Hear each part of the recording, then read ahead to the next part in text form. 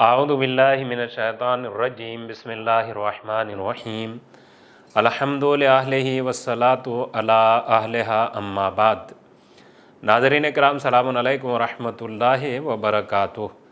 हमारा ये प्रोग्राम कि जिसका उन्वान है सीरत मासूमीन अलैहिमुस्सलाम, और चूँकि माह मुबारक रजबुल मुरज्जब चल रहा है और इस महीने में बहुत ज़्यादा विलादतों की तारीख़ है, लिहाजा इसी बात को पेश नज़र रखते हुए हम आज आपकी खिदमत में अपने 10वें इमाम हज़रत अलीयुन नक़ी अलैहिस्सलातु वस्सलाम की विलादत बासआदत की मुबारकबाद पेश करते हुए आपके बारे में कुछ बातें बयान करने की कोशिश कर रहे हैं। हमारे 10वें इमाम अली नक़ी अलैहिस्सलातु वस्सलाम माह मुबारक रजबुल मुरज्जब की 5वीं तारीख़ को आपकी विलादत बासआदत हुई और आप मदीना मुनव्वरा में सन 214 हिजरी में तशरीफ़ लाए, यानी विलादत बासआदत 5 रजबुल मुरज्जब सन 214 हिजरी। और ये बयान किया जाता है कि आपकी विलादत बासआदत मदीना मुनव्वरा के एक बस्ती में, मदीना मुनव्वरा से नज़दीक ही एक जगह थी कि जिसका नाम था सुरैया, वहाँ आपकी विलादत बासआदत हुई। और आपकी वालदा गिरामी या वालदा गिरामी से पहले आपका नाम है हज़रत अली अलैहिस्सलाम और आपके अलक़ाब है हज़रत नक़ी अलैहिस्सलाम, हज़रत हादी अलैहिस्सलाम, हज़रत सालेह अलैहिस्सलाम और हज़रत अमीन अलैहिस्सलाम। लेकिन इन तमाम अलक़ाब में 2 लक़ब आपके बहुत मशहूर है और वो 2 लक़ब है हज़रत नक़ी अलैहिस्सलाम और हज़रत हादी अलैहिस्सलाम। आपकी वालदा गिरामी का नाम है जनाब समाना मग़रबिया और आपके वालिद बुज़ुर्गवार है हमारे 9वें इमाम मोहम्मद तक़ी अलैहिस्सलाम। और जैसा कि बयान किया गया है कि आपकी वालदा का ताल्लुक़ अरब से नहीं था, ये एक अजमी ख़ातून थी और बहुत ही बाअज़मत और साहिब सिफ़ात साहिब किरदार ख़ातून थी। गोया के अपने ज़माने की सबसे अज़ीम ख़ातून आपकी वालदा गिरामी जनाब समाना मग़रबिया थी। यही वजह है कि परवरदिगार आलम किसी के नेक अमल और नेकियों को बर्बाद नहीं करता। ये इतने अजीम सिफ़ात आपकी वालदा गिरामी की ज़ात में मौजूद थे, ऐसा बुलंद किरदार आपकी वालदा गिरामी का था कि परवरदिगार आलम ने इस बुलंद किरदार और अजीम सिफ़ात का सिला ये इनायत फरमाया कि जनाब समाना को एक इमाम की शरीकतुल हयात बना दिया और एक इमाम की वालदा गिरामी बना दिया। देखिए, इमाम की वालदा और इमाम की माँ बनना ये बहुत अजीम शरफ़ है, जबकि आम बच्चों की माँ बनना भी एक अजीम शरफ़ होता है। तो अगर इमाम की माँ बन जाए, अगर कोई ज़ात और कोई ख़ातून इमाम की माँ बन जाए तो ये ज़ात कितनी अजीम है, यहाँ अंदाज़ा लगाया जा सकता है। यानी यूँ कहा जा सकता है कि इमाम वो इंसान या वो अल्लाह की तरफ से भेजे हुए अज़ीम इंसान के जिनका एहतराम और जिनकी इताअत अल्लाह की मखलूक पर वाजिब है, और माँ वो के जिसका एहतराम, अपनी माँ का एहतराम ख़ुद इमाम वक्त भी करते हैं। जिनका एहतराम या जिनकी इताअत पूरी कायनात करती है उन्हें इमाम कहते हैं, और इमाम जिनका एहतराम करते हैं उन्हें माँ कहते हैं। लिहाजा जनाब समाना की अज़मत बहुत अजीम अज़मत है और आपके लिए ये कहा गया है कि आप इबादत इलाही की पाबंद ख़ातून और बहुत ज़्यादा रोज़ा रखने वाली ख़ातून थी जनाब समाना।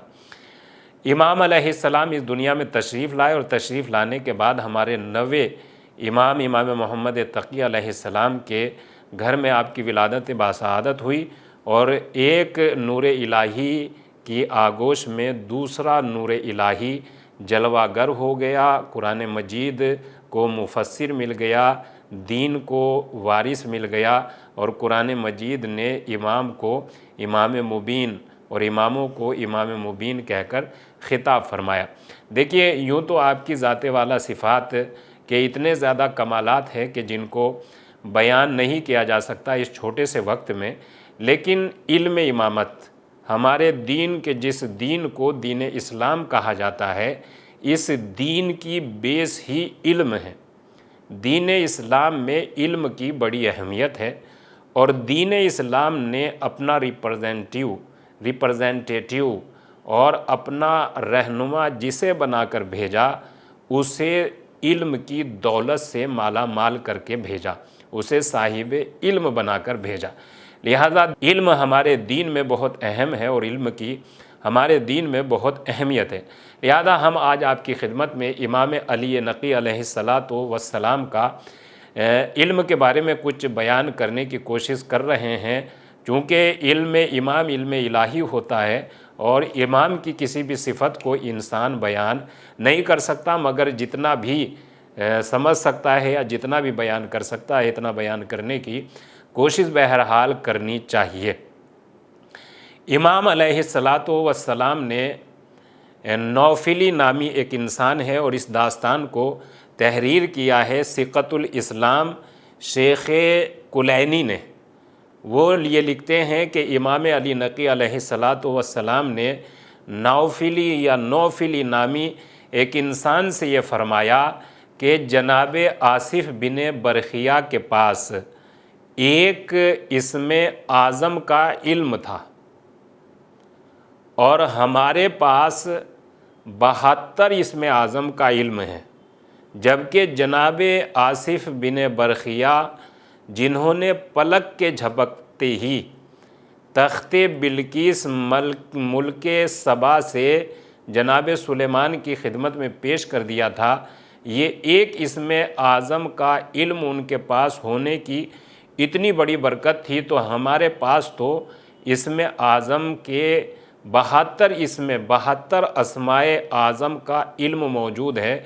तो हमारी अजाइब व गराइब बातों को कौन समझ सकता है। और हमारी लिहाजा इमाम वाक़ियन और कुरान मजीद ने भी जनाब आसिफ़ इब्न बरखिया के बारे में ये कहा है, इल्मुन मिनल किताब, उनके पास किताब का थोड़ा सा इल्म था।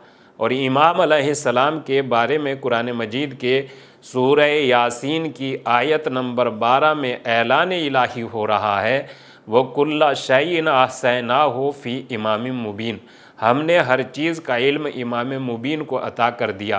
पहले इमाम मुबीन हज़रत अली अलैहिस्सलाम हैं और हमारे सारे इमाम इमाम मुबीन हैं, 12 के 12 इमाम इमाम मुबीन हैं।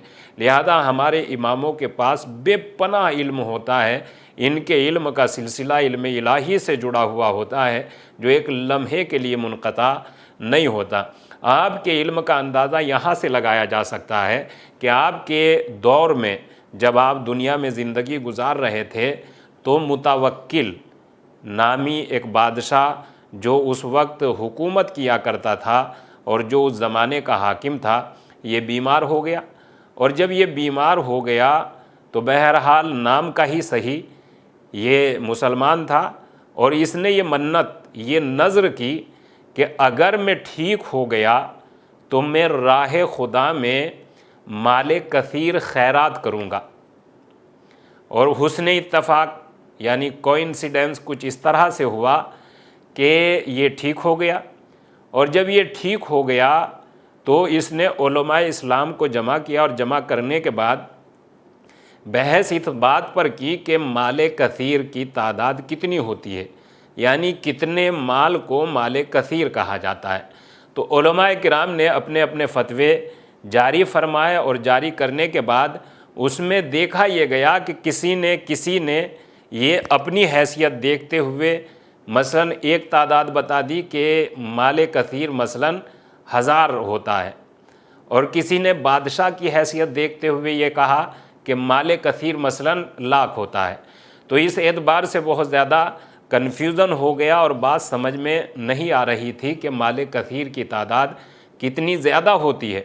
आखिर में इमाम अलैहिस्सलाम को, हमारे 10वें इमाम इमाम अली नक़ी अलैहिस्सलातु वस्सलाम को मजबूरन बुलाया गया और बुलाने के बाद ये मसला मालूम किया गया कि इमाम आप फरमाइए कि माले कसीर यानी कसीर की तादाद कितनी है। तो उस वक्त इमाम अलैहिस्सलाम ने इरशाद फरमाया कि कसीर का जो इंतबाक या कसीर का लफ्ज़ जहाँ इस्तेमाल हुआ है, कसीर से मुराद 80 का अदद है। और जब इमाम अलैहिस्सलाम ने बिल्कुल इत्मीनान से ये इरशाद फरमा दिया कि 80 तक की तादाद को कसीर कहा जा सकता है या कसीर कहा जाता है, तो इमाम अलैहिस्सलाम से इसका प्रूफ और इसका सबूत मालूम किया, या इमाम आपने ऐसा किस बेस पे फरमाया है। तो इमाम अलैहिस्सलाम ने बहुत अजीम अपने इल्म इमामत से जवाब दिया कि परवरदिगार आलम ने अपने हबीब की मदद करने का ऐलान करते हुए इरशाद फरमाया है कि ए हबीब, हमने आपकी कसीर मकामात पर मदद की है। और जब इन कसीर मकामात को शुमार किया गया, काउंट किया गया, तो इन कसीर मकामात की तादाद 80 थी। लिहाजा कुरान मजीद के एतबार से कसीर का इस्तेमाल 80 के अदद पर होता है। इमाम अलैहिस्सलाम ने जब अपने इल्म इमामत से इतना अजीम जवाब दिया, तो सारे दरबार में जितने उलमाए किराम बैठे हुए थे, सब इस जवाब के सामने खामोश हो गए और किसी के पास इस जवाब पर एतराज़ करने का कोई रास्ता बाकी नहीं रहा। तो नाज़रीन किराम, ये है इल्म इमामत और इमाम अलैहिस्सलाम की बाबरकत और बासआदत विलादत के मौके पर आप तमाम मोमिनीन और मोमिनात की खिदमत में मुबारकबाद पेश करते हुए बस बारगाह खुदाबंदी में इस दुआ के साथ इस प्रोग्राम को तमाम और ख़त्म करना चाहता हूँ। परवरदिगार आलम हमें भी इल्म दीन हासिल करने की तौफ़ीक़ इनायत फरमा और उस पर मुकम्मल तरह से अमल करने की तौफ़ीक़ इनायत फरमा। व आखिर दावाना अनिल हम्दुलिल्लाहि रब्बिल आलमीन। वस्सलामु अलैकुम व रहमतुल्लाहि व बरकातुहू।